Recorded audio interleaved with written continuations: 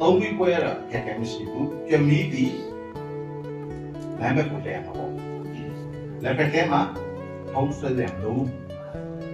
ရှင်းနေပြီမကြမ်းလားဒါကြောင့်ဘုံကိုင်းနေစိတ်ကိုအဲ့တော့ဒီနေရာမှာဘာဆွဲလဲတရားတန်ခါမိဘဆရာနာတော့နာငါပါထုံးဆွဲလား ဆွဲပါတယ်ဗျ ဆွဲပြီးတော့ကိုင်းနေချမ်းကိုဒီနေရာမှာဒါမှမဟုတ်ညင်ကြပြီးတော့ဘယ်ညာကောက်ချလို့တော့ရှင်းတယ်သုံးလို့ရကြတယ်နှစ်ပြီးပွဲကြတော့ရှင်းတယ်နှစ်ပြီးပွဲမှာကိုဒီလိုနှစ်ပြီးပွဲရှိနော်ဘယ်ညာမှမရှိဘူးလား ရှိပါတယ်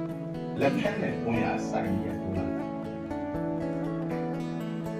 တချို့ကျွန်တော်တို့အများကြီးပြင်ရတယ်ကြွမီအောင်မှာလက်ဖက်ကိုထုံးတယ်အဲ့ရမျိုးစုံဒီဘက်ညနေသားဒီဘက်ပုံမှာဟိုဘက်ကနေဆို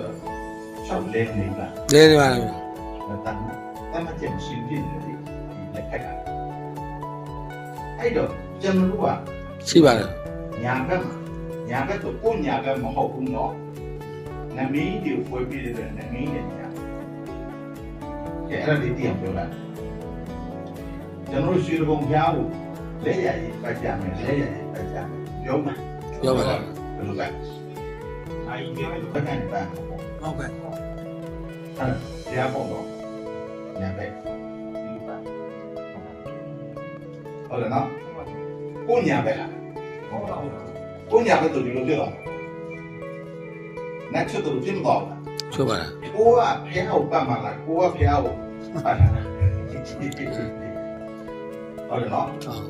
အဲ့တော့ဖះကိုကိုကလက်ရည်ပြရအောင်ဆိုဖះရဲ့လက်ရည်ပြတာဟုတ်တယ်နော်ကဲဟုတ်ပြီပွဲထိုးမယ်ဆိုတော့နှစ်ပြီးပွဲမှာဘုံရအောင်ပမာဆိုင်တယ်တဲ့ကိုဆိုင်ဆိုနမီးတဲ့ညာဘက်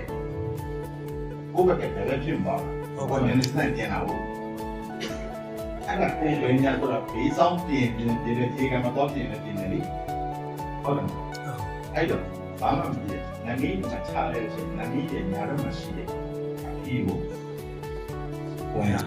လက်ဖက်ဝင်ရ လက်ဖက်ခွင့်ရ ဒီဘက်ကို လက်ဖက်ခွင့်ရ လက်ဖက်ဝင်ရ